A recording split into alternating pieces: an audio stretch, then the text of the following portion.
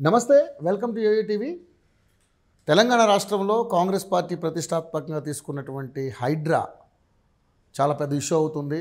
So ఎవరైతే అక్రమార్కులు ఉన్నారో వాళ్ళందరూ కూడా బెంబేలెత్తిపోతున్నటువంటి పరిస్థితి చూస్తూ ఉన్నాం. సో మరి రాబోయే స్థానిక ఎన్నికల వరకు ఈ ప్రక్రియ ఇలాగే కొనసాగుతుందా? మరి ఇది కేవలం బడాబాబుల నిర్మాణాల వరకేనా, లేకపోతే ఎవరైతే అక్రమంగా కట్టారో అది సాదాసీదా ఏ వ్యక్తికైనా ఇది చెల్లుతుందా అనేది ఒక పెద్ద ఇష్యూగా తయారైంది. మరి ఒకవైపు చూస్తే హైడ్రా అనేది హైదరాబాద్కే పరిమితం కాదు, జిల్లాలకు కూడా విస్తరింపజేయాలని చెప్పేసి ప్రజల నుంచి కూడా మద్దతు లభిస్తున్నటువంటి పరిస్థితి మనం చూస్తూ ఉన్నాం. సో మరి నిజంగానే హైడ్రా విషయం, అదేవిధంగా మరి తెలుగు రెండు రాష్ట్రాల్లో కూడా విపరీతమైనటువంటి వరదలు, అనేక రకాలైనటువంటి అంశాలు ఉన్నాయి. సో మనతో పాటు మాట్లాడడానికి ఈ అంశం మీద దిలీప్ కుమార్ గారు, సీనియర్ రాజకీయ విశ్లేషకులు, అదేవిధంగా కాంగ్రెస్ నాయకులు ఉన్నారు. ఆయనతో మాట్లాడదాం, ఆయన అడిగి అనేక విషయాలు తెలుసుకునే ప్రయత్నం చేద్దాం. సార్ నమస్తే. నమస్తే. హైడ్రా, ఎందుకంటే మీరు కూడా ప్రభుత్వంలో ఉన్నారు కాబట్టి సార్ ఏంటి సార్ హైడ్రా నిజంగానే అప్పటికప్పుడు తీసుకొచ్చి దాన్ని చాలా హైలైట్ చేస్తున్నారు. రంగనాథ్ గారిని కూడా దాన్ని నియమించారు, ఐపీఎస్ అధికారిని. సో ఆయన చాలా చాకచక్యంగా ముందుకు తీసుకెళ్ళిపోతూ ఉన్నారు. రకరకాల కట్టడాలు ఇప్పటికే చాలా మటుకు కూల్చేశారు. ముఖ్యంగా చూసుకుంటే ఎన్ కన్వెన్షన్ కూల్చివేత జరిగిపోయింది. సో ఇప్పుడు ఓవైసీ దాకా వెళ్ళింది. ఆయన డైరెక్ట్ ఫాతిమా కాలేజీ చెరువులోనే కట్టాడు. సో ఏంటి సార్ నిజంగానే తన మన పరా భేదం ఏం లేకుండా అందరికీ ఒకే రకమైనటువంటి ట్రీట్మెంట్ ఉంటుందా? ఏ విధంగా ఉండబోతుంది? స్టార్టింగ్లోనే దానం నాగేంద్రని కొట్టారు కదా. To begin with Congress seat కూడా పడ్డాడు ఆయన. నెక్స్ట్ ఎన్ కన్వెన్షన్ పడ్డాడు. ఇప్పుడు వరుస పెట్టి సీఎం క్లారిటీ ఇచ్చాడు. నేనడం ఏంటి, మా పార్టీ వాడు కానీ వేరే పార్టీ వాడు కానీ ఎవరైనా కానీ ఈ వైలేషన్స్ చేసి చెరువులను కబ్జా చేసిన వాళ్ళని వదిలే సమస్య లేదన్నాడు. ఫుల్ పవర్స్ హైడ్రాకి ఇచ్చాడు. వీళ్ళందరి బడాబాబులో చేసేవరకే ఇదే పద్ధతిలో చేస్తే ఇంకొక 5 years పడుతుంది. సో నాకు తెలిసి వాళ్ళు కామన్ మ్యాన్ డెఫినెట్లీ చాలా వైలేషన్స్ కామన్ మ్యాన్ కానీ లోయర్ గ్రూప్ వాళ్ళు కూడా ఉన్నాయి. ఎందుకంటే ఇష్టం వచ్చినట్టుగా లేఅవుట్లు సర్పంచ్ల స్టాంపులు వేసుకొని చేసుకొని పోయి ప్రాపర్ ఎమ్యూనిటీస్ లేకుండా మనకు తెలిసి ఎన్ని లేఅవుట్లు సిటీ చుట్టల్లో చెరువుల్లో కూడా పోయి వేసుకున్నారు ప్లాట్లు. కొన్నిదైతే మా ఇక్కడే ఉంటుంది, మాకు నాగోలు అవతల బండ్లగూడ అని చెరువు ఉండేది, మాయమైపోయింది. చెరువు పోయి మొత్తం అన్ని ఇళ్ళే, అపార్ట్మెంట్లు కూడా పెట్టారు అందులో. ఇప్పుడు ఏం తీస్తారు వాటిని? ఇప్పుడు అయిపోయింది ఆ ఫ్యాక్టరీ. నాకు తెలిసి వాళ్ళు ఇవన్నీ ఫాలో అవుతారు. ఇంకా సామాన్యులు కానీ మిడిల్ క్లాస్ గ్రూప్ కానీ అట్లాంటి వాళ్ళు ఆల్రెడీ పెద్ద కట్టుకున్న వాళ్ళు ఏం చేయలేరు, అంటే చేయరు కూడా. దానికి ఏదో రెగ్యులేషన్ పద్ధతి ఏంటో ఆలోచిస్తారు.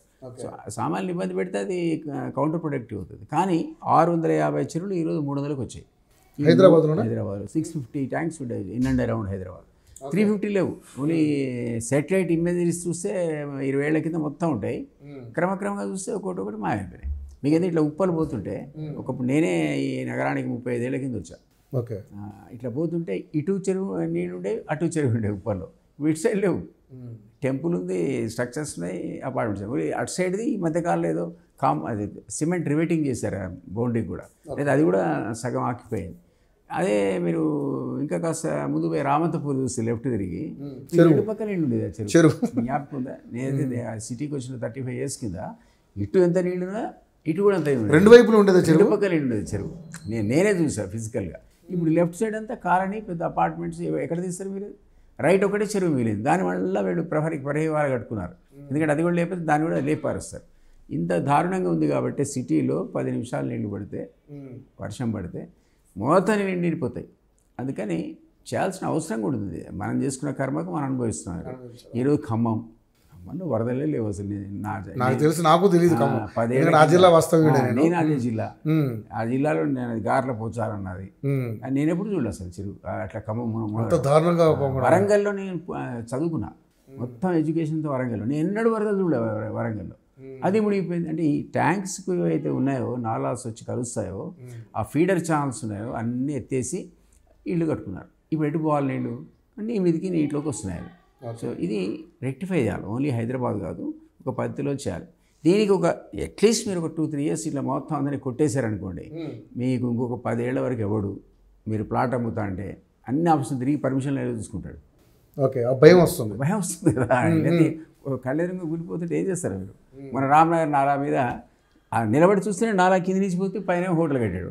ఎట్లా కడితే కొట్టిపారేసారు. చూసారు హైడ్రా? ఎవరు కంప్లైంట్ ఇచ్చి కాలనీ వాసులు పోయిస్తే రాత్రి కొట్టిపారేసారు దాన్ని. ఇప్పుడు అంత చుట్టూ వాళ్ళంతా ప్రాణాల రక్షితలు పెట్టుకున్నారు ఇప్పుడు హైడ్రా ఎక్కడ వచ్చి పడుతుందో అని. అవును. ఆ ఫియర్ అనేది ఉన్న తర్వాత రేపు ఆక్యుపై చేయడు నాలని లేదా ఇల్లీగల్గా పర్మిషన్స్ లేకుండా అమ్మడు. డెఫినెట్లీ అధికారులు తప్పు ఉంటుంది. అది ఎంబడి పడితే ఇప్పుడు ముగిసేది కాదు. కొన్ని వేల మంది అధికారులు రిటైర్ అయిన కూడా పట్టుకొచ్చి అరెస్ట్ చేయాల్సి వస్తుంది. సో ఆ ప్రోగ్రామ్స్లో వీళ్ళు ఉన్నారని అనుకోవట్లే. మొన్న వరకు 6 సస్పెండ్ చేశారు, వాళ్ళు కూడా చేయాలి. చేస్తే రేపు పొద్దున వాడు పర్మిషన్ ఇవ్వడు, వీడు తీసుకోడు అసలు. కానీ నిజంగా ఒకవేళ అరెస్ట్ చేసుకుంటే వెళ్తే ఇది ఎప్పటి వరకు కంప్లీట్ చేయాలి? ఇప్పుడున్న శక్తి, ఇప్పుడున్న వాళ్ళకు ఉన్నటువంటి స్టాఫ్, వాళ్ళకున్న టైంలో నేను ఇంతకుముందు చెప్పినట్టు ఈ పెద్ద పెద్ద కబ్జాలు జరిగినటువంటి వాళ్ళ మీద పడితే చాలు అంటున్నాను నేను. బడాబాబుల్ని ఇట్లాంటి లేఅవుట్ తీసేసి ఆ చెరువులను ఒక్కటి కాపాడితే ముందు ఆ 650 కాకపోతే 150 ఇంకా కొత్తవి ఇదేండి మీకు హైదరాబాద్ వరదలు అయిపోతాయండి. సో అట్లాంటి పరిస్థితి రావాలని నేను కోరుకుంటున్నా. ఇప్పుడున్న పరిస్థితి బట్టి చిత్తశుద్ధితోనే హైడ్రా పనిచేస్తుంది అనిపిస్తుంది. సీఎం కూడా ఓపెన్ స్టేట్మెంట్ ఇచ్చాడు. ఆయన తమ్ముడు చెప్పాడు నాకు దాంట్లో చెరువు దాంట్లో సిక్కన్లోనే ఉన్నట్టు FTL లెవెల్లో ఉన్నట్టు తెలియదు నాకు, ఉంటే కొట్టేయండి అన్నాడు. తిరుపతి రెడ్డి కొట్టేయండి అయితే నాకు తెలియదు అన్నాడు. పొంగిరెడ్డి అన్నాడు రండి తీసుకొచ్చి ఉందని చెప్తే నేనే మా వాళ్ళని కూడా నిలబెట్టి కొట్టి పారేస్తాను. కేటీఆర్ కూడా అన్నాడు అది నాది కాదు ఫామ్ హౌస్ జనవాడలో మా ఫ్రెండ్ దగ్గర లీజ్ తీసుకున్నా, నాదే అని మీరు తేల్చినా లేదా అది కూడా దీంట్లో FTL లెవెల్లో ఉందని చెప్పినా నేను నిలబెడతానండి కొట్టేయండి అన్నాడు. అంటే ఎక్కడ చూడు అపోజిషన్ వాడు కూడా దీన్ని తప్పు అనడానికి దమ్ము లేని పరిస్థితి వచ్చింది. కానీ ఇదే అపోజిషన్ మరి బీఆర్ఎస్ చాలా వ్యతిరేకించింది కదా. అప్పుడు చేసింది అది వేరు. వాళ్ళకి స్పిరిట్ ఎక్కడదండి, ఎక్కడది అదేంది మణికొండనా ఎక్కడ ఏదో పోయి ట్రాక్టర్లు పోయి జేసీబీలు పెట్టి కాంపౌండ్ వాళ్ళు కూడా కొట్టి అయిపోయారు. ఆ తర్వాత అందరు పోయి కలిశారు, అంతా లెక్కలేసుకొని బాగానే వచ్చినాయని మానేశారు. అదే ఆ స్పిరిట్ అంటే. దేనికైనా సరే అని కొట్టాలి. సీఎం అన్నాడు నేను దేనికైనా రెడీ అన్నాడు, అది కరెక్ట్ ఆయన అన్నట్టు. కానీ ఇదంతా కూడా దిలీప్ గారు మీరు చాలా సీనియర్ నాయకులు, రాజకీయ విశ్లేషకులుగా మీరు చాలా ఎన్నో రకాల ఇష్యూలు మీరు మాట్లాడారు. ఇది కేవలం కక్షపూరిత రాజకీయాలతో జరుగుతుందా, నిజంగానే వాస్తవంగా జరుగుతుందా? ఎవరి మీద అంటున్నాను, నాగార్జున మాకేం కక్ష, ఆయన పాలిటీషియన్ కాదు కదా, ఎవరి మీద కక్ష చెప్పండి. దాని నాగేంద్ర నిన్నే మా పార్టీలోకి వచ్చాడు, ఆయన ఎందుకు కొట్టాలి మేము చెప్తున్నా. ఇప్పుడు నేను చెప్పిన రామ్నగర్ ఉంది, కామన్ పీపుల్ రేపు ఎలక్షన్స్లో మాకు నష్టం జరగదు తప్పకుండా, లోకల్ బాడీ మీద ఇంపాక్ట్ అవుతుంది కదా. సో అంతా ఎవరి మీద ఒక సిస్టమ్ ఎంచుకున్నాడు, దీన్ని చెరువులను పునరుద్ధరించాలి, హైదరాబాద్ కనీసం పాత వైభవం కాబట్టి 70-80% తీసుకురావాలని అనుకుంటున్నాడు. ఆ చిత్తశుద్ధిని మెచ్చుకోవాలి కదా. డెఫినెట్లీ నారాయణ గారు అంటే ఇంకెవరు అన్నట్టు పులి మీద స్వారీ చేస్తున్నాడు ఆయన. ఇప్పుడు స్వారీ చేస్తే ఏం కాదు, దిగిపోతే అదే తినేస్తుంది. అవును, అట్లా అసలు రిస్క్ ఆయన ఎంచుకున్నాడు బాబు, మనం అప్రిషియేట్ చేయాలి. ఎంతో మంది సీఎంలు వచ్చారిపోయారు. 10 years మున్సిపల్ మంత్రి ఉండి ఏం చేశాడు, ఈయన వీకేడినా పర్మిషన్ ఆయన పీరియడ్లో ఇచ్చి 10 years నువ్వే కదా మనిషి పర్మిషన్లు ఇచ్చింది కేటీఆర్. నువ్వు మాడచ్చు అసలు, ఎట్లా మాడగలుగుతారు అసలు, తప్పు కదా. నువ్వు మంత్రి ఉండి పర్మిషన్లు ఇచ్చి ఇల్లీగల్ కన్స్ట్రక్షన్స్ ఎంకరేజ్ చేసి పాతవి ముట్టుకోకుండా నువ్వు ఆ పని చేయొచ్చా, మాడచ్చు అసలు. అంటే నువ్వు ఇంకా అమెరికాలో ఉన్నట్టు నాకు కూడా తెలియదు. ఆ ట్వీట్లు కొడుతున్నట్ట, ఇక్కడ మనలంతా తిరుగుతున్నారు టగటగా ప్రాంతాల్లో. అంటే వర్షం చేయబట్టి ఇక్కడ కూడా ఇంపాక్ట్ ఉందని భయపడి మంత్రులు ఎమ్మెల్యేలు అంతా ఊళ్ళలో తిరుగుతాయి. మా సైడ్ అమెరికా నుంచి ట్వీట్లు చేస్తున్నాడు. ట్వీట్ ఏమంటారు కానీ ట్విట్టర్ కింగ్ ఏదో అంటారు, ట్విట్టర్ వేదిక అట్లా ఉంది ఆయన పరిస్థితి. ఓకే, కానీ ఇప్పుడు మరి నిజంగానే చూస్తే ఒకవైపు ఇది కేవలం హైదరాబాద్ వరకు ఉంటుందా, లేకపోతే నిజంగానే జిల్లాలకు విస్తరించి? నిన్న మీకు 6 రోజుల కింద పేపర్లో వచ్చింది, వరంగల్ టీంని ఏర్పాటు చేశారు కలెక్టర్, ఇల్లీగల్ ఆక్యుపేషన్ కొట్టిపారేశారు. దాని పేరు ఇంకేదో పెట్టుకున్నారు. హైడ్రా అంటే హైదరాబాద్ కదా, అవును అది కాదు, హైదరాబాద్ డిజాస్టర్ మేనేజ్మెంట్ అది హైడ్రా పేరు. అక్కడ వరంగల్ ఇంకేదో పేరు పెడతారు, ఇక పెట్టలేదు. ఆ టీం పోయింది, ఇరిగేషన్ అధికారుల పేరు కొట్టిపారేశారు ఇక్కడ ఇన్స్ట్రక్షన్. అంటే అంతటా కూడా ఆఫీసర్లో భయం వచ్చింది. వీళ్ళు కూడా ఉంటే చేసేద్దాం ముందే, హైడ్రా వచ్చి హైడ్రాలా మన మీద పడే బదులు ఇంకోటి హైడ్రానా ఇవ్వను మనకెందుకు. మొత్తానికి ఆ కార్యాచరణ చూసి ఇన్స్పైర్ అయ్యారు అక్కడ కూడా. సో అది జరగాలి. వరంగల్లో ఇంతమంది ఎగ్జాంపుల్ చెప్పా, ఖమ్మంలో మీకు ఎగ్జాంపుల్గా చెప్పా. అక్కడ ఉన్నటువంటి ఇట్లా ఫీడర్ ఛానల్స్ ఇట్లాంటివన్నీ కనుక ప్రాపర్గా రిస్టోర్ చేస్తే గతంలోవి, అక్కడ కూడా నగరాల్లో రాదు కదా వరద. ఎంత బీభత్సంగా ఉంది అప్పుడు, మై గాడ్. అసలు పెద్ద కాలనీలు ఎప్పుడు నమస్కారాలు పెడుతున్నారు బాబు. ఆ పిల్లలు భోజనం అది అందాక చిన్న చిన్న పిల్లలు నమస్కారం పెడుతున్నారు ఇట్లా హెలికాప్టర్లో పోతుంటే. చూడటానికే బాధ అనిపిస్తుంది. ఆ నగరాలకు మనమే పాడు చేసుకున్నాం, స్వయంకృత అపరాధం అది. సో డెఫినెట్లీ ఎవరు చేద్దామని ముందుకు వస్తే, అది రంగనాథ్ కావచ్చు, సీఎం కావచ్చు, ఏదైనా కానీ ఒక డెసిషన్ ఇస్ పర్ఫెక్ట్లీ కరెక్ట్. అయితే ఓవైసీ ఎవడు భయపడతాడు ఓవైసీ.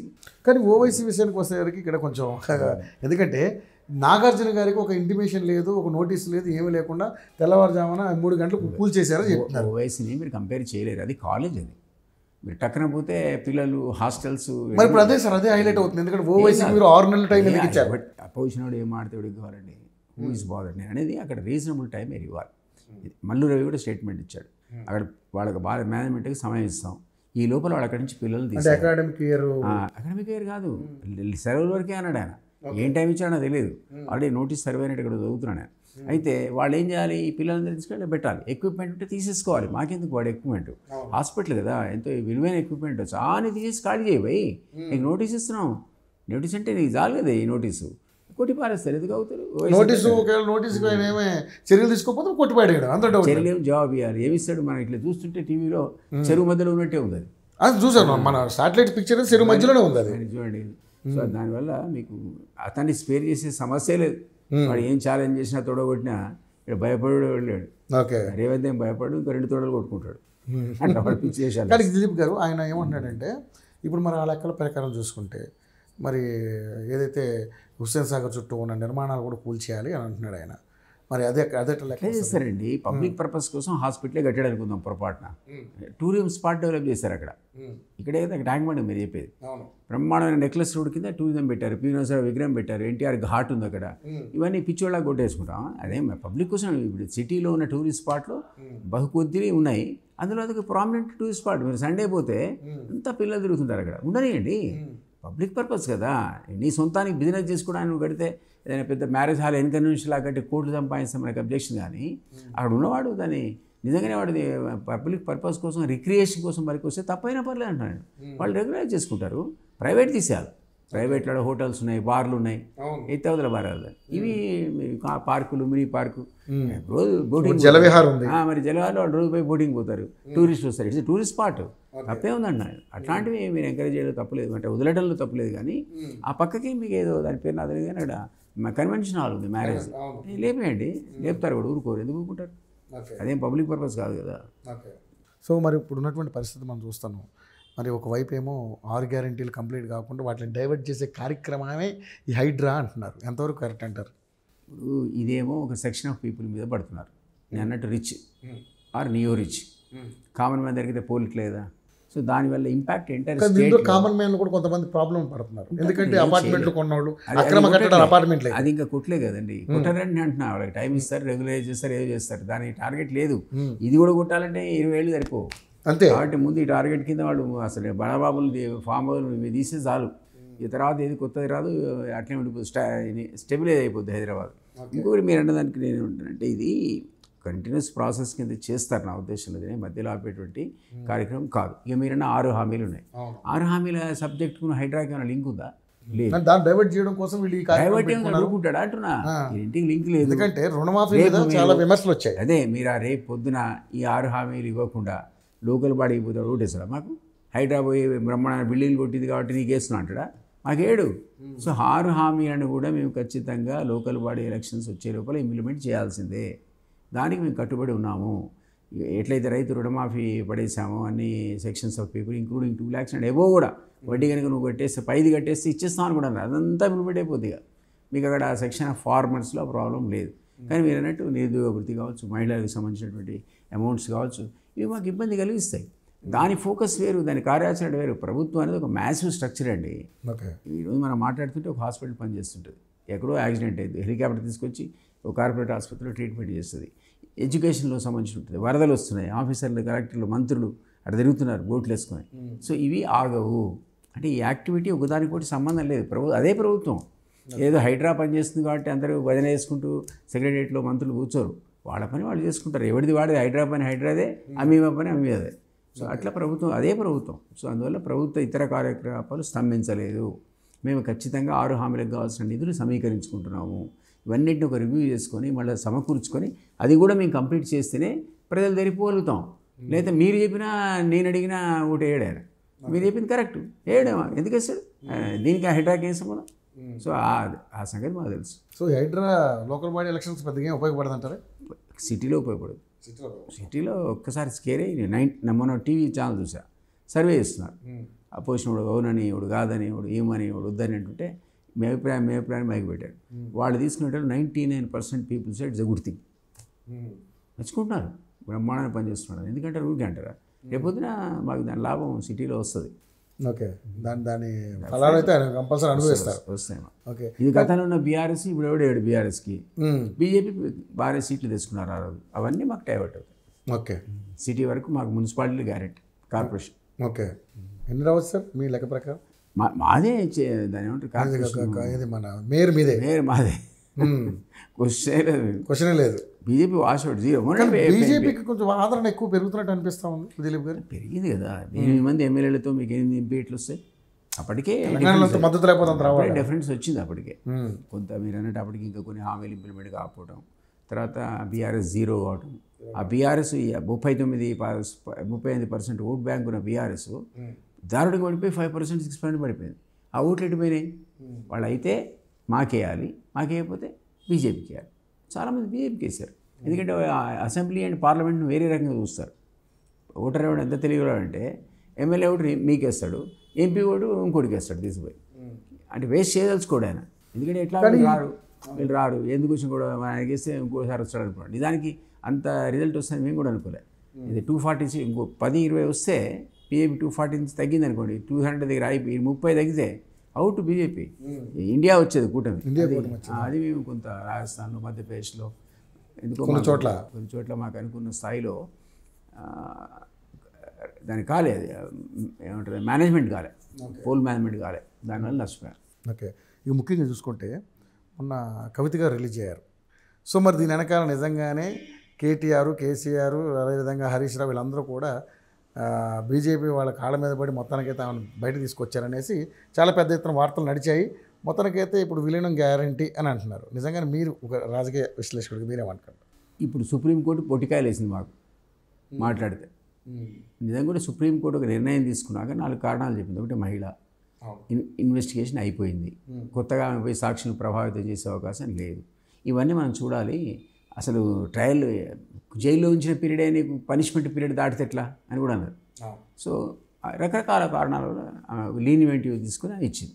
దానికి ఆపాదిస్తే ఎట్లా సుప్రీంకోర్టుకి? మా వాళ్ళు కూడా అన్నారు, ఇద్దరు కుమ్ముకాయారు అందుకే కాంగ్రెస్ వాళ్ళు కూడా కుమ్మకయ్యారు అన్నారు. అంటే ఏమైంది, సుప్రీంకోర్టు మొట్టికాయలు వేసింది. ఏం మాట్లాడుతున్నాడు అని సీఎం నోటీస్ ఇచ్చింది ఆయన మాట్లాడడానికి.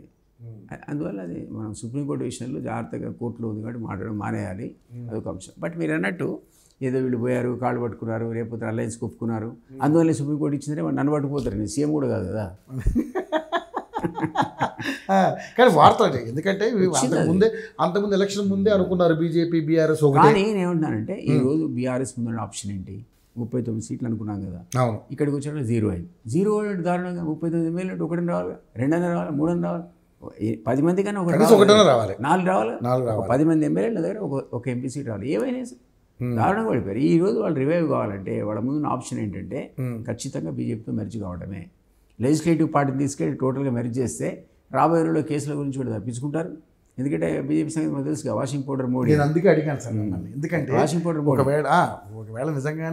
ఒకవేళ నిజంగానే కాంగ్రెస్ పార్టీ రేవంత్ రెడ్డి గారు ఆయన నిజంగా టార్గెట్ చేస్తే రేపొద్దు వాళ్ళకి ఆప్షన్ లేదు కదా. ఏమి లేదు, చేస్తున్నాడు ఆయన.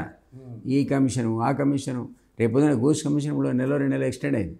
ఆ రిపోర్ట్ వస్తే జైలు పోవడం ఖాయం. సో మరి అంతే స్థాయిలో కేసీఆర్ గారు వాళ్ళ కుటుంబం కూడా దేనికైనా రెడీ అంటున్నారు. మరి ఏం చేస్తారు, దేనికైనా రెడీ అంటే అరెస్ట్ ఆపుతారా మీరు? ఇప్పుడు కూతుర్ని ఎందుకు ఆపలేదు, తీసుకుపోయి ఆడ బాధిస్తే గిలేలో కొట్టుకున్నాడు కానీ నిడదాకా. సో ఇప్పుడు తెలిసింది కరువు కాచి వాత పెడతారని. సో ఇప్పుడు జాగ్రత్త పడతాడేమో నా అనుమానం. ఏంటంటే ఇక మిగిలిన కేసులు తప్పించుకోవాలంటే అనుకున్న ఏకైక ఆప్షన్ ఉన్నదాన్ని తీసుకుపోయి బీజేపీలో రేపు లోకల్ పడేలో లాభం జరుగుతుంది. మళ్ళీ రికవరీ కావాలతాడు, పార్టీని ఉంచుతాడు, లెజిస్లేటివ్ పార్టీని మెరుగు చేస్తాడు తెలివిగా. అది చేస్తే డిస్క్వాలిఫికేషన్ ఎదుర్కోడు. పార్టీ మెరుగు అయినాక మీరు డిస్క్వాలిఫై చేయలేరు. తీరా చూస్తే ఇక్కడ లోకల్ పార్టీలో ఆ పార్టీగానే పోటీ చేస్తాడు. ఆయన తిరుగుతే అట్లా అవి ఉంటాయి అంటే కదా.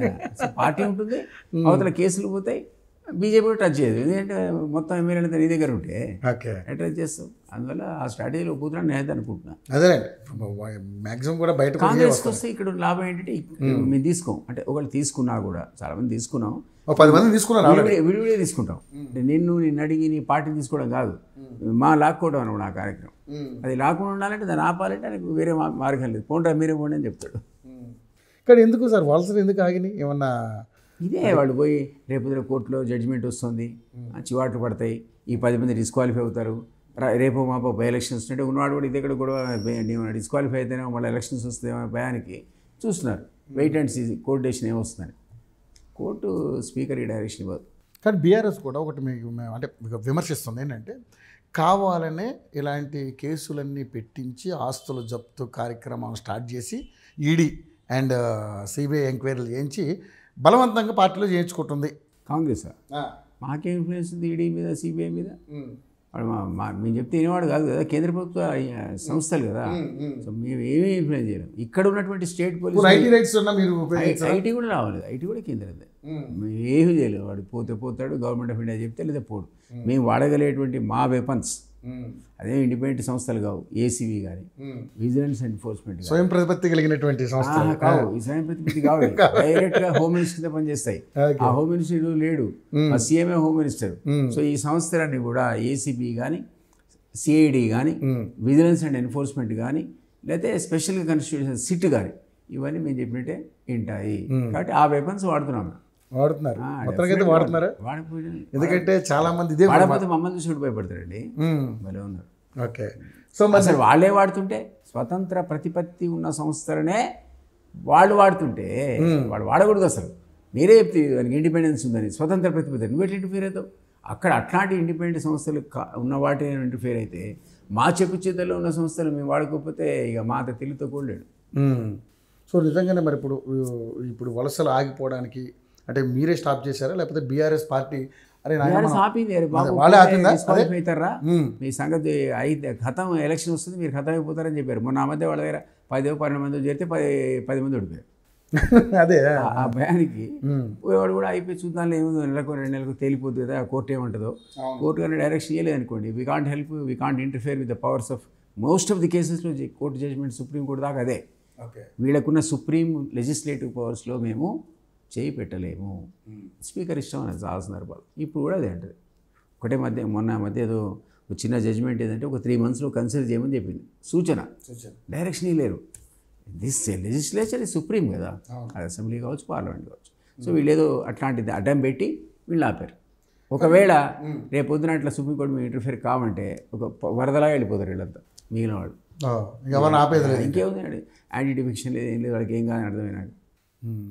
కానీ సార్ ఇక్కడ మేము రెండోసారి అధికారంలోకి వచ్చినాకైనా మాకు వ్యతిరేకత వచ్చిందేమో, కానీ ఈ పార్టీ అధికారంలోకి వచ్చిన 7 నెలలకే విపరీతమైనటువంటి వ్యతిరేకత వచ్చిందని మాట్లాడలేము.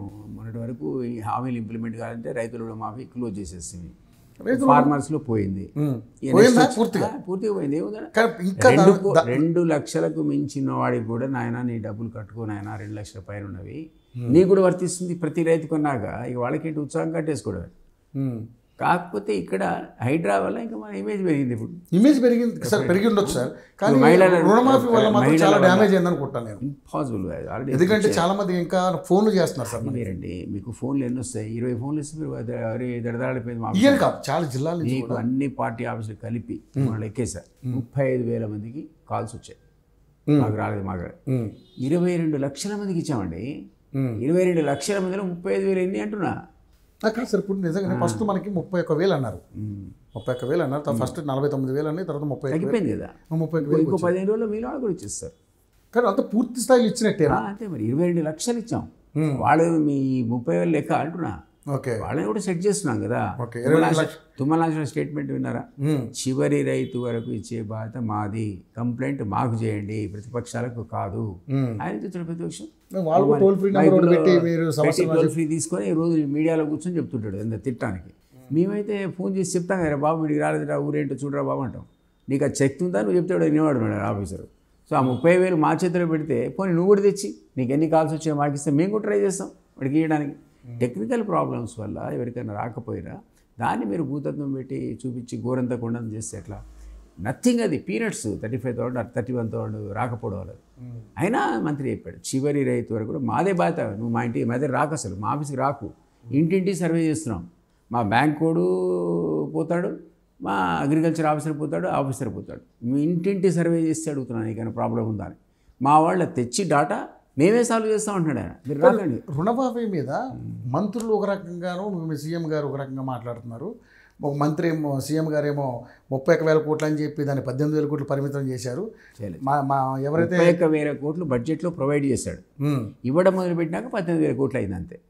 ఇప్పుడు మేము ఇవ్వాలి కదా, వీరన్న వాళ్ళకి ఇవ్వాలి, ఇంకా కొంతమందికి ఇవ్వాలి, 2 lakhs దాటిన వాడికి కూడా ఇవ్వాలి.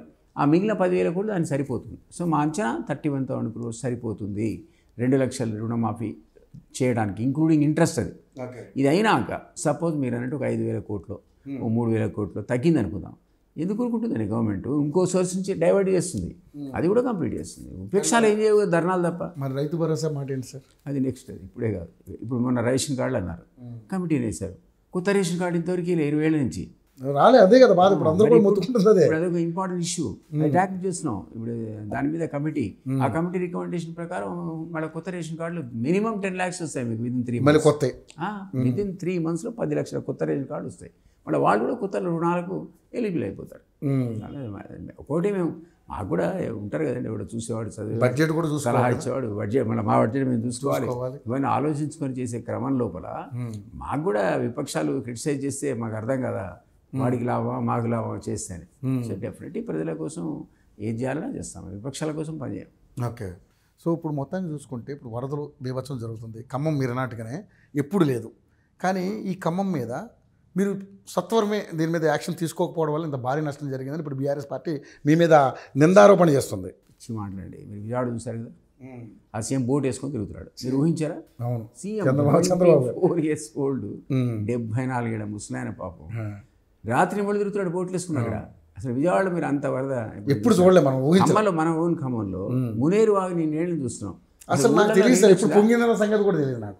ఊళ్ళో నీళ్ళు ఎప్పుడు చూసారా మీరు? నేనే చూడ. ఆశ్చర్యం. అంటే ఇంత ఉన్నప్పుడు మీరు ఊహించలేదు. ఎవడు చూసినాడు బాబు వరద? అది ప్రతి విజయవాడలో వచ్చింది, ఖమ్మంలో వచ్చింది, వరంగల్లో వచ్చింది, హైదరాబాద్లో వచ్చింది. ఇవన్నీ మనకు విపత్తులు.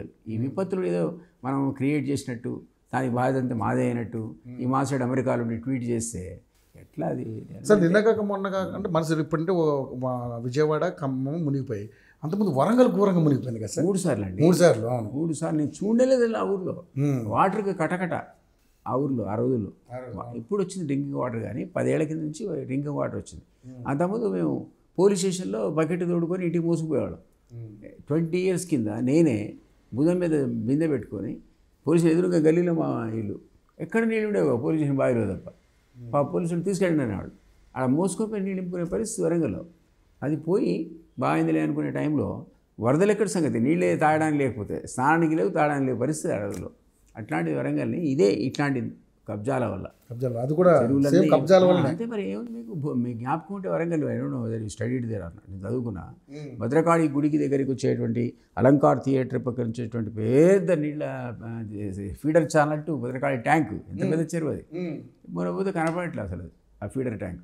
అటు ఇల్లు ఇటు ఇల్లు, ఇవన్నీ పోవాలి కదా, అట్లా పోతేనే కదా ఆ చెరువులో పోయి. ఇలా తిడిపోతే అవతల వచ్చి నీళ్ళు అటు వచ్చి ఈ కాలనీ, రాజ్పూత్ కాలనీ ఉంది, నాకు తెలిసి 3 సార్లు మునిగింది రాజ్పూత్ కాలనీ. సో మరి ఇప్పుడు మీరు కాంపెన్సేషన్ కింద ఒక 10,000 రూపాయలు ప్రకటించారు. ఇది ఎవరైతే ఇప్పుడు ఇబ్బంది పడుతున్నటువంటి బాధితులకి, వరద బాధితులకి, అది సరిపోదు, మినిమం 50-60 వేలన్నా ఇవ్వాల్సిందే ఒక కుటుంబానికి అని ప్రతిపక్షాలు గగ్గోలు పెడతాయి. అది తప్పేం లేదు, ప్రతిపక్షం అడగడంలో తప్పేం లేదు, అండ్ ఇవ్వడం కూడా తప్పలేదు. మరి మీరు అన్నట్టు మా వేస్ అండ్ మీన్స్, మా బడ్జెట్ డబ్బులు చూసుకోవాలి కదా. నేను తక్షణ సహాయం కింద కలెక్టర్కి 5,000 కోట్లు 5 కోట్లు డిపాజిట్ చేశారు ఆయన దగ్గర. ఏమైనా వాడుకో అర్జెంటుగా తర్వాత శాంక్షన్ లేదు, ఇంక్షన్ లేదు, రిలీజ్ చేస్తారు. అట్లా చేయాల్సి వస్తుంది. ఆ పద్ధతిలో మీరు అన్నట్టు రేపు పొద్దున అవసరం అయితే అదనంగా ఇస్తారు. 3 మంత్రులు ఉన్నారు అక్కడ, డిప్యూటీ సీఎంతో సహా. సీఎం పోయాడు నిన్న, 3 జిల్లాలు చూశాడు, అవసరం పెంచుతాడు. ప్రజలు చాలామంది మాట్లాడుతున్నారు, 3 మంత్రులు ఉండి ఏం పీకుతున్నారంటే మాట్లాడుతున్నారు. ఎందుకు ఆగ్రహం ఎందుకు వస్తుందంటారు? అంటే డిస్టెన్స్లో ఉన్న వాళ్ళకి ఆ మాత్రం సహజంగా ఉంటుందండి, ఇమ్మీడియట్గా రాలేదని. మేమైతే 6 నెలలు ఈ వరద కనిపెట్టింది కాదు, గత ప్రభుత్వాలు చేసినటువంటి తప్పుల వల్లనే ఇది అనుభవిస్తున్నాం, లేదా మొత్తం మ్యాన్ కైండ్ చేసిన తప్పుల వల్ల అనుభవిస్తున్నాం. లేదా ఈ అకాల వర్షాలేంటి, తుఫాన్, ఇప్పటిదాకా వర్షం ఇప్పుడు చూసాం మనం. ఈ నెల సెప్టెంబర్లో ఉన్నాం మనం, అది జూన్, జూలై, ఆగస్టులో అప్పుడు ఇప్పుడు వర్షం వచ్చి అయిపోయింది సగానికి. ఇవి సెప్టెంబర్ పోయింది, వరకు కూడా పడుతున్నాయి, ఆగస్టు అయిపోయింది మొత్తం. ఇప్పుడు సెప్టెంబర్లో ఏంటో దంచి కొడుతున్నాయి వానలు. అసలు ఎడ తిరిగి ఇప్పుడు మనం మాడుతుంటే వర్షం స్టార్టింగ్లో పడలేదు, కానీ ఇప్పుడు ఎండింగ్లో పడుతున్నాయి. విచిత్రం అది. ఇప్పుడు మనం మాడుతుంటే బ్రహ్మాండ వర్షం కొట్టిపోయింది. ఎక్కడివి అసలు అకాల వర్షాలు కాక. ఇవన్నీ అంత ఈజీ కాదు గెస్ చేసి రెడీ ఉండడానికి క్యాష్ పార్టీ పట్టుకొని పోవడానికి. దేనికైనా పాపం సీఎం కానీ ఎవడైనా కానీ డిప్యూటీ సీఎం కానీ చూసుకోవాలి కదా. వేస్ అండ్ మీన్స్ అంటే ఎమర్జెన్సీ ఫండ్ వెళ్తారు, కేంద్రం ఆదుకోవాలి. అదే ఇప్పుడు ముఖ్యమంత్రి గారు కూడా డిమాండ్ చేశారు 2000 కోట్లు అన్న కానీ మొన్న బడ్జెట్లో లేదు, ఇప్పుడు ఎలా ఇస్తారనుకుంటున్నారు? అడుగుతారు తప్ప, అడగకపోతే అమ్మ కూడా అన్నం పెట్టదని అడగాలి. బట్ కేంద్రం డిజాస్టర్ ఫండ్ ఉంది వాళ్ళ దగ్గర. ఇట్లాంటి రాష్ట్రాలు ఆయన సంతాపం కూడా ప్రకటించాడు. 2 రాష్ట్రాల సీఎంలు మాట్లాడారు, నేను చూస్తున్నా అంటున్నాడు. కరువు బృందాన్ని మన వరదల కోసం బృందాన్ని పంపాలి, ప్రత్యేక బృందాన్ని. ఆ రాష్ట్రంలో ఈ రాష్ట్రాలు సమీక్ష చేయాలి, కేంద్రం ఆదుకోవాలి ఇట్లాంటి సందర్భాల లోపల. లేదా ఎట్లా స్టేట్కు ఉన్నటువంటి బడ్జెట్లో వాళ్ళు ఇవన్నీ ఎట్లా తట్టుకుంటారు? సో కేంద్రం కూడా వాడు ఆడుకుంటారని ఆశిస్తున్నాడు. ఓకే. సో ఇప్పుడు రాబోయే ఎలక్షన్స్లో, ఏదైతే లోకల్ బాడీ ఎలక్షన్స్లో మీరు ఆశించినన్ని సీట్లు, అంటే మీరు ఇందాక అన్నారు మేమే మేయర్ అవుతామని, కానీ ఇప్పుడు కాస్త వ్యతిరేకత వస్తుంది కాబట్టి ఇది బీఆర్ఎస్కి లాభిస్తుందని చెప్పేసి చాలామంది మాట్లాడారు. ఎలక్షన్ ముందు కదా మా హామీని నెరవేరుస్తామండి, ఏముండదు అక్కడ. మళ్ళీ జీరో సార్, ఆ పాత సార్కు జీరో వస్తుంది. ఏది మళ్ళీ రాబోయే ఎంపీ ఎలక్షన్ వచ్చినట్టే మళ్ళీ జీరోయే. కాకపోతే కొంత తేడా ఉంటుంది. స్థానిక ఎలక్షన్లో ఒక ప్రభావం ఏముంటుందంటే, స్థానికంగా ఉన్న లీడర్ ఎవడైనా పవర్ఫుల్ ఉంటే అతన్ని చూసేస్తారు, పార్టీ పరంగా ఏరు. ఇక్కడ అటు ఇటు ఏమన్నా వాళ్ళకి అట్లాంటి ఇంకా పాపులారిటీ ఉన్న లీడర్లు ఉంటే గెలుస్తారేమో, ఒక 2% to 5%, కానీ 95% గెలవరు, మా వాళ్ళే వస్తారు. ఓకే. ఇక మాజీ మంత్రి శ్రీనివాస్ గౌడ్ కూడా మాట్లాడుతూ ఏమన్నారంటే, ఈ సర్పంచుల విషయం చాలా దరిద్రంగా తయారైంది, చాలా దారుణంగా ఉంది పరిస్థితి. 13,000 కోట్లు సంబంధించినటువంటి పెండింగ్లో ఉండిపోయిన బిల్లు అన్నీ కూడా ఎవరి దగ్గర? మీ దగ్గర. ఎందుకంటే గతంలో అంటే వాళ్ళు చేసిన మీరైనా చెల్లించాలి కదా అని. 9 నెలల కింద నువ్వే ఉంటివి, నువ్వు 13,000 కోట్లు ఎటు వస్తాయి 9 నెలల్లో? అంటే నువ్వు ఎగ్గొట్టిపోయావు, మీ రుణాలు పెండింగ్ పెట్టిపోయావు, నువ్వు మాడచ్చా? ఎంత తప్పది. కేంద్రం నీకు ఒక 500 కోట్ల గ్రాంట్ ఇస్తే నేరుగా సర్పంచ్లకు రిలీజ్ చేస్తే అది కూడా వాళ్ళు తీసుకెళ్లి పెన్షన్ ఫండ్ వాళ్ళకు డైవర్ట్ చేశారు. జ్ఞాపకం ఉంటే గొడవ ఇది పెన్షన్లది. సర్పంచ్లది గొడవ, ధర్నాలు చేశారు సార్ ఇందిరాపార్క్ దగ్గర సర్పంచులు. మా డబ్బులు మాకు ఇవ్వండి, కేంద్రం వల్ల ఇవ్వండి, మీరు ఇస్తారని మేము అప్పులు తెచ్చి పనులు చేయించాం, మీరు ఇవ్వట్లేదని. మీరు సర్పంచ్లు ఎంత గొడవ అప్పుడు? ఇప్పుడేం లేదే, సర్పంచ్ నాకు కనపడట్లేదే, ధర్నాలు రాలేదే. ఈయన పాపం అధికారులు 10 ఏళ్ళు, ఈయన 10 ఏళ్ళు ఉన్నాడా? ఒక టర్మే ఉన్నాడు ఆయన. మరి ఈయన మాడచ్చు అంత బాధ పోస్ట్ పెండింగ్ ఎందుకు పెట్టావు? అసలు ఫీజులు పెండింగ్ పెడితే, హాస్పిటల్ ఆరోగ్యశ్రీ పెండింగ్ పెడితే, తర్వాత ఆఖరకు సర్పంచ్ ఫండ్ కేంద్రం ఇస్తే డైవర్ట్ చేసుకొని జీతాలకు ఇచ్చుకుంటే, ఆ రోజు జీతాల క్రైసిస్, పెన్షన్ క్రైసిస్, ఎవడిస్తాడు హాఫ్ ఫట్ అని మింగేసే కార్యక్రమం పెట్టారు. నువ్వు వచ్చి మమ్మల్ని ఎక్కిరిస్తే ఎట్లా? అందులో అవినీతి ముని ఉన్నాడు ఏడుదాకా. ఏదో మర్డర్ కేసులో కూడా ఎన్నుకున్నాడు కాదు, ఏదో ఆయన మీద అటాక్ అయిందని దొంగ కేసులు తెలియదు, కావాలని అవతల వాడిని సప్రెస్ చేయడానికి దొంగ కేసులు పెట్టించాడు ఉద్యమ నేత. మీరు చెప్పి ఉద్యమంలో వచ్చి నువ్వు ఆ బిహేవియర్ కరెక్టా? చెప్పండి. ఓకే. నెక్స్ట్ హరీష్ రావు గారు ప్రతి ఎకరానికి 30,000 పంట నష్టపరిహారం ఇవ్వాలని చెప్పేసి డిమాండ్ చేశారు సార్. మరి నిజంగానే ఇప్పుడున్నటువంటి పరిస్థితుల్లో న్యాయంగా ఇవ్వాలి, అది దాన్ని ఏ విధంగా రాజకీయంగా చూస్తారు లేకపోతే ఇవ్వాలి? అదేముంది, అపోజిషన్ లీడర్ అయితే మాత్రం ఉన్నమాట చెప్పాడు. ఈరోజు మినిమం 20,000 మీరు ఎకరానికి ఇవ్వకపోతే రైతు రికవర్ కావాలనేది నేను 100% ఒప్పుకుంటా. కానీ అది డబ్బులు మాత్రం లేవు, మేము చూసుకోవాలి. 10,000 బహుశా ఇస్తే సరిపోతుంది, అంటే మనకున్న మన పర్సు సరిపోతుంది. కానీ 20,000 తేవడం అంటే అది ఈజీ కాదు. But it is the call to be taken by the cabinet, మనం చెప్పలేదు. సో ఈరోజు హరీష్ రావు గారు, సబితా రెడ్డి గారు, ఇంకా చాలామంది నాయకులు ఈరోజు హుజూర్ నగరు అలా విధంగా కోదాడ వైపు వెళితే వాళ్ళ బళ్ళ మీద దాడి చేశారు సార్. దీన్ని ఏ విధంగా చూడవచ్చు? ఎవరు చేశారట? అది ఎవరు చేశారనే తెలియట. ఎందుకంటే ఇప్పుడు వాళ్ళు ఏమంటారు, మాట్లాడితే అధికార పార్టీ చేస్తాం, మాకేం అవసరం అంటే నిరసన ఉంది కదా. నీకు ఓట్లుంటే ఎంపీ సీట్లు ఉంటే మేము అనుకునేవాడు అబ్బో పాపం అంత పాపులర్ లీడర్ కొట్టారని. నీ జీరో కదా ఎంపీ, అధికారం కోల్పోతే తర్వాత వచ్చే ఎంపీలు జీరో అవుతుంది అంటే వ్యతిరేకత ఉంది ప్రజల్లో. అయితే నేను ఎందుకు జీరో చేస్తారు? సో ఎవరో పడరోడు వీళ్ళని ఆశ పెట్టుకొని మోసపోయిన వాళ్ళు కొట్టుంటారు ఆయన. నాకు తెలిసి మా పార్టీకి అంత అవసరం ఉందని అనుకోవటం. ఓకే. అధికారం నుండి మేము ఎందుకు కెలుక్కుంటామండి? నువ్వు అవతల కొడితే సింపతి వస్తుంది, సింపతి వస్తే రేపు లోకల్ వాడు 4 ఓట్లు పోతాయి. మాకెందుకు వచ్చిన కొడవాడు బాబు, ప్రజలే తిరస్కరిస్తుంటే వాళ్ళను. అదే మా వాళ్ళు చేశారు అనుకోను, ఏదో వాళ్ళ మీద నెగిటివ్ ఉంటుంది, పనులు చేసి ఉంటారు కాన్స్టిట్యున్సీలో. నువ్వు అప్పుడేం బీకేవు, ఇప్పుడు ఎందుకు వస్తున్నావు అనే కోపం మీద కొట్టుంటారు. కానీ మా వాళ్ళు కొట్టారని అయితే అనుకో. ఓకే. సో మరి ఇప్పుడు ఉన్నటువంటి సిచ్యువేషన్లో మీకు బడ్జెట్ లేదు, బట్ ఉన్నప్పుడు కొత్త ఖర్చులు వచ్చి పడతాయి. వరద అనేది కొత్త ఖర్చు, అదనపు ఖర్చు. సో ఎట్లా దీని నుంచి బయటపడాలి? సరిగా కేంద్రం నుంచి కొంత సహాయం ఉండటం, కొంత బ్యాంకుల నుంచి రుణాలు వేరే అంటే ఈ వీటి మీద కూడా తీసుకోవడం తప్పదు. ఎక్కడెక్కడ ఫండ్స్ ఉన్నాయో వాటి ఇప్పటికీ 50,000 కోట్లు అప్పు, నిన్నగా మొన్న వచ్చేప్పుడు 50,000 కోట్లు అప్పు చేశారని చెప్పి అంటున్నారు కదా సార్. చేసి ఉండొచ్చు. లేదా కట్టామండి, 40,000 కోట్లు అప్పులే కట్టాము, మిత్తి కట్టాము. ఆ ఇయర్కి సంబంధించిన వడ్డీకే మాకు దాదాపు 41,000 crores కట్టామండి అప్పు. అది ఎక్కడి నుంచి కడతాం? ఇంకో అప్పు తేయడం ఇక్కడ కట్టాం. సీఎం చెప్పాడు కదా, నేను తెచ్చుకున్న 50,000 కోట్లు 40,000 నీదే కట్టారా బాబు వడ్డీ అన్నాడు. కట్టక తప్పదు, ఎందుకంటే ప్రభుత్వం కంటిన్యూస్ ప్రాసెస్. పాతోడు తప్పు చేసినా ఉప్పు చేసినా అంత తిన్నా పట్టుకోనంత వరకు నువ్వు చచ్చినట్టు కట్టాల్సిందే కొత్తోడు. సో మరి రేవంత్ రెడ్డి గారు ఒక మాట మాట్లాడారు మాజీ ముఖ్యమంత్రి కేసీఆర్ గారి మీద. 1,00,000 కోట్లు సంపాదించారు, ఒక సీఎం రిలీఫ్ ఫండ్ కింద 2,000 కోట్లు ఇస్తే సొమ్మేం పోతున్నట్టుగా మాట్లాడారు. సో ఏంటి నిజంగా అట్లా ఇవ్వాలి మరి?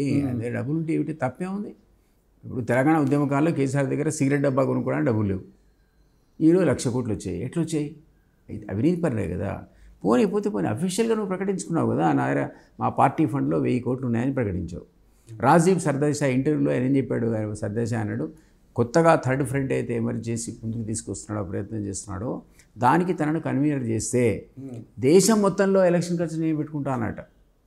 మరి ఎంత డబ్బులు ఉంటే ఆ మాట అనాలి, ధైర్యం ఉండాలి. ఏమీ లేదు భయ్, మేము అనుకునేది తప్పు. నువ్వు చెప్పిన 1,000 కోట్లు మనం అఫీషియల్గా మా పార్టీ రిచెస్ట్ పార్టీ, మా దగ్గర అఫీషియల్గా 1,000 కోట్లు అయినాయి. తీసి పంచు అక్కడ పబ్లిక్కి 900 కోట్లు 100 పెట్టుకో, మళ్ళీ ఇస్తారు నీకు. ఇంతకంటే అవసరం ఏముంటుంది పబ్లిక్కి? మా సీఎం 2,000 అంటున్నాను, కనీసం 900 ఇవ్వండి, అఫీషియల్ వైట్ మనీ అంటున్నాను నేను. సీఎం రిలీఫ్కి చెక్ ఇచ్చాడు అనుకోండి, వాళ్ళు 500 కోట్లు ఇస్తున్నారు, ఎంత సంతోషపడతాం మనం. బాగా కేసారు ఇచ్చాడు. మీరన్నా అది అన్అకౌంటెడ్ వెల్త్ 1,00,000 కోట్లలోంచి 10,000 కోట్లు ఇస్తే ఇంకా సంతోషం. అది ఒప్పుకున్నట్టయితే జరిగే పని ఒప్పుకున్నట్టు కూడా. సో ఉన్నాయి 1,000 ఉన్నాయన్నావు కదా, 500 కోట్లు ఇవ్వయి, సంతోషిస్తాం. వాళ్ళు కూడా మెచ్చుకుంటారు కదా. ఓకే సార్, ఇక ముఖ్యంగా చూసుకుంటే మరి ఎలక్షన్స్ కూడా ముందు సన్నాహాలు అన్నీ రెడీ చదువుతున్నారు. కానీ ఉన్నటువంటి ఈ సిచ్యువేషన్లో మరి ప్రజలకు ఏం చెప్పి వెళ్దాం అనుకుంటున్నారు? అంటే ఒక హైడ్రా అన్నా కదా, హైడ్రా అనేది మాకు బాగా సిటీలో లాభం అండి. మీరు ఎవరు ఆపలేరు, మేము గెలుస్తున్నాం. ఇక్కడ సిటీకి పోయిన తర్వాత దాటిన తర్వాత ఈ హామీలన్నీ చర్చకు వస్తాయి. ఎలక్షన్ పోయే లోపల ప్రతి హామీని మేము నెరవేర్చుకుంటాం. ఎక్కడో తాకట్టు పెట్టి డబ్బులు తీసుకుంటాం. హామీ నెరవేర్చడం గ్యారెంటీ. కాబట్టి మీరు అనుకుంటే లోకల్ పడేది ఇంపాక్ట్ పడి మాకు నష్టం అయింది సిటీలో, సిటీ లాభం అయ్యే ఊళ్ళలో నష్టపోయేది లేదు. మాకు లాభం అక్కడ కూడా జరుగుతుంది, ఎందుకంటే హామీలు నెరవేరుస్తాం. ఎక్కడో తెస్తాం. మొన్న కనుక జస్ట్ బిఫోర్ పార్లమెంట్ ఎలక్షన్స్ తీసుకొచ్చి రుణమాఫీని ఇంప్లిమెంట్ మేము చేసినట్టు కొంత స్టార్ట్ చేశాం కదా. కానీ ఎందుకో మేము అనుకున్న పద్ధతిలో ఆ ఓట్ ట్రాన్స్ఫర్ తెలివిగా బీఆర్ఎస్ బీజేపీకి చేసింది కాబట్టి మాకు నష్టం జరిగింది. అది ట్యాక్ట్ఫుల్గా చేశారు వాళ్ళు. వాళ్ళకి ఏంటంటే వాళ్ళు గెలవకపోతే మేము గెలవద్దు. ఓకే, మేము ఓడినా పర్లే కానీ శత్రువు గెలవద్దు అనుకున్నాడు. ఆ రాజులో మొత్తం ఓట్లని టైవర్ట్. అందరూ చెప్తే వింటారని కాదు, but most of the vote transfer అయిపోయిందట. దానివల్ల 8 సీట్లు వచ్చాయి అక్కడ. మాతో సమానంగా 8 అంటే మామూలు విషయం కాదు. అదే కదా. సో అంటే నా ఉద్దేశం కూడా ఏంటంటే బీజేపీ కూడా బలం ఉంది తెలంగాణలో అనేది. నేను బీజేపీకి వైస్ ప్రెసిడెంట్గా 3.5 ఏళ్ళు ఉన్నా. ఆ తర్వాత 4 ఏళ్ళు ఉన్నా ఆ పార్టీలో. సంస్థాగత నిర్మాణం గ్రామాల్లో లేదు. ఈరోజు కూడా బీజేపీకి లేదు. ఉంటే మునుగోడులో రాజగోపాల్ ఓడిపోడు. మునుగోడులో రాజగోపాల్ బై ఎలక్షన్స్ రాజీనామా ఇప్పుడు వచ్చాయి. ఇవన్నీ కూడా వాతావరణం మారింది. క్యాల్కులేట్ చేసుకుందాం, 8x7 రావాలి. అవి లేవు. అన్ని ఎమ్మెల్యేలు ఉంటే రావాలి, లేరు. 8 ఎమ్మెల్యేలతో మీకు ఎట్లా ఏం ఎంపిస్తా నేను చెప్పా కదా.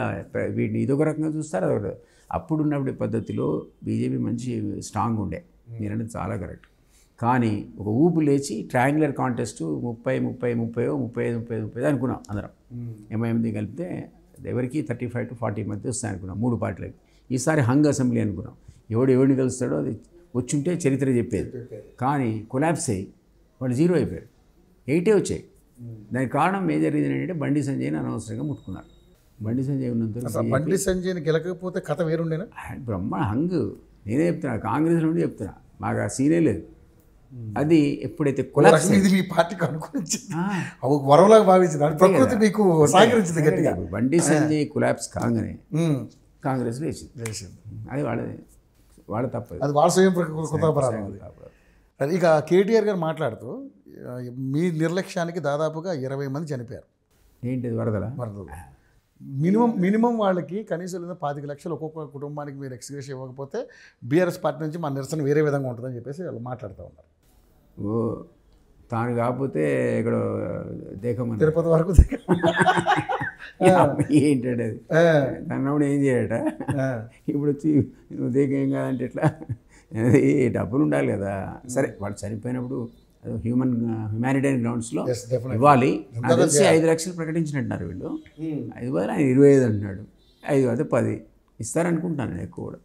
చూడాలి. సీఎం రిలీఫ్ కూడా సినిమా తారులు వాళ్ళు వీళ్ళంతా ఇప్పుడు అర్జెంటుగా డొనేషన్స్ ఇస్తున్నారు. అది కూడా వెల్కమ్. ఇండస్ట్రియలిస్టులు ఇస్తున్నారు, అన్నీ కూడా వీళ్ళని చూసి చెల్లించిపోయి ఇస్తున్నారు పాపం. సో ఇవన్నీ మేము పెట్టుకోం కదా, it will go time to them only. So ఆ రిలీఫ్కి ఖచ్చితంగా వాడతాం, ఇంకా డబ్బులు చేస్తాం. సీఎం గారి డెసిషన్ అది. బట్ ఏమైనా అపోజిషన్ చెప్తేనే మాకు అర్థమయ్యేంత స్థితి. అంటే ఇక్కడ పాయింట్ ఏంటంటే ఎక్కడైతే వరదలు వచ్చినాయో ఖమ్మం నగరానికి, సో అక్కడే 3 మంత్రులు ఉన్నారు. సో ఎంత ఎంత ఎంత ప్రొటెక్షన్ ఉండాలనేది వాళ్ళ నిజమే ఇస్తారు. 3 మంత్రులు ఊరుకోరు కదా పాపం. వీళ్ళు కూడా తిరుగుతున్నారు, నేను రోజు చూస్తున్నా. ఒక ఆయన కాలేజీలో కొట్టుకున్నాడు, ఒక ఆయన బోట్ నుంచి పడ్డాడు, వాళ్ళ కట్టుకుంటూ ఫోటోలు వచ్చాయి పేపర్లో. వాళ్ళ ఇళ్లలో లేరు, వాళ్ళు పెద్ద మనుషులే పాపం. తుమ్మల షాకు 75 ఏళ్ళు, సీఎంతో సమానమైన ఏజ్ ఆయనకి. 73కి అయితే తక్కువ లేడు. నేను మాధవరెడ్డి గారు అయినప్పుడు 2 క్లోజ్ ఫ్రెండ్స్ వాళ్ళు. మాధవరెడ్డి గారు బతుకుంటే 73 ఏళ్ళు ఉండేవాడు. ఆయన అంతా యంగ్స్టర్స్కి వచ్చారు కదా ఆ రోజుల్లో టీడీపీకి. ఈయన కూడా ఆ ఏజ్ గ్రూప్. ఆ ప్యాంటు మడత పెట్టుకున్నాడు, తిరుగుతూనే ఉన్నాడు ఆ నీడలో. రాత్రంతా టీవీ చూశాను నేను. ఎండలో వాళ్ళు టేబుల్ పెట్టుకొని తిరుగుతున్నాడు. ఈ కాళ్ళు ఏమి మర్చుకున్నాయి మంత్రిగా పాపం. ఎక్కడ వాళ్ళు ఇళ్ళలో లేరు. మదిర అయితే ముడిగిపోయింది కదా, సముద్రం అయిపోయింది మదిర. ఆయన మొదటి రోజు ఉన్నాడు అక్కడ. అందువల్ల వాళ్ళు ఇళ్లలో లేరు, వాళ్ళు కలిసి తిరిగితే ప్రజలకే మంచిది. ఎందుకంటే వాస్తవంగా చూడడానికి అమెరికాలో ట్వీట్ చేయడానికి చాలా తేడా ఉంటుంది.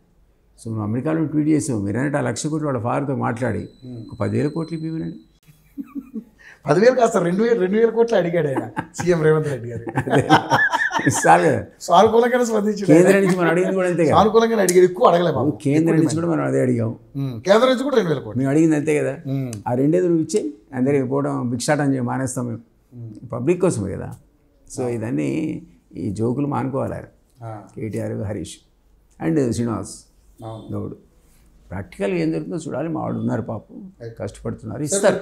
నిజంగానే 10 ఏళ్ళు మేము అధికారంలో ఉంటామని చెప్పేసి రేవంత్ రెడ్డి గారు చాలా ఉద్ఘాటంగా, చాలా ఉద్వేగపూర్వకంగా, ఆవేశపరంగా చెప్పారు. మరి నిజంగా రోజులు అవకాశం ఉందంటారా? అసలు ముందు ఈ కథ ఉడిస్తే తర్వాత ఆలోచిద్దాం. ముందు మీరు అన్నట్టు 6 హామీలు ఇంప్లిమెంట్ చేయక తప్పదు. Local body is a litmus test for us. దాని ఇంగ్లీష్లో లిట్మస్ టెస్ట్ అంటారు, మీకు తెలుసు. దాంతో మా కథ ఎంతో బయటపడుద్ది ఉన్నారా. సో తొందరపడి అవతల 5 ఏళ్ళు నేనే, ఇంకో 5 ఏళ్ళు నేనే అని చెప్పే పరిస్థితి ఉందని నేను అనుకోను. సరే ఆయన ఇష్టం, అది సీఎం, మా పార్టీ నేను అనకూడదు. కానీ ముందు అసలు మాకు బోర్డని ఛాలెంజెస్ ఉన్నాయి. ఈ ఛాలెంజెస్ ట్యాకిల్ చేయాలి, చేస్తే తప్ప ఓటు మనకి పడదు. సో అట్లా నిమగ్నమై అందరు ఉన్నారు. ఇవన్నీ చేస్తే మాత్రం నెక్స్ట్ కూడా మీరే అనేది ఒకటి ఆబ్వియస్. టీఆర్ఎస్కి 10 ఏళ్ళు ఇవ్వలే, 3వ వచ్చేవరకు తీసి పక్క పెట్టిన తర్వాత చూద్దాం. కూడా టైం కూడా మెన్షన్ చేస్తున్నారు సార్. వచ్చిన 100 రోజుల్లోనే కంప్లీట్ చేస్తామన్న వాళ్ళు 8 నెలలు 9 నెలలు అయినా ఇంకెంతవరకు చేయలేదు. అసలు ఇస్తే మాత్రం పబ్లిక్ మర్చిపోతారా లేదా, మీకు తెలుసు కదా. ఇవ్వకపోతే క్వశ్చన్ మార్క్ అవుద్ది, డిబేట్ అవుద్ది, మీకు నెగిటివ్ అవుద్ది. కానీ నువ్వు 100 లోపల ఇచ్చిన అరే పాపం ఏదో ఇచ్చేసారు కదా అంటాడు ఎవడైనా. తెలంగాణ సమాజం యొక్క ఎక్కడైనా కూడా ఇచ్చాడు కదా, 3 నెలలుగా 6 నెలలుగా వచ్చింది కదా పెద్ద చర్చ అంటాడు. సో అది నాకు తెలుసు. అంటే పబ్లిక్ పల్స్ అట్లా ఉంటుంది. ఇస్తాం, ఇస్తేనే ఓటు వస్తుంది, లేదా రాదు. Thank you sir, thank you so much. మళ్ళీ అప్డేట్స్తో మళ్ళీ మీ ముందుకు వస్తాను. చక్కగా ఇలాగ మాకు అన్నింటికి సలహాలు థ్యాంక్ యూ కంపల్సరీ చేయాలి. Thank you so much.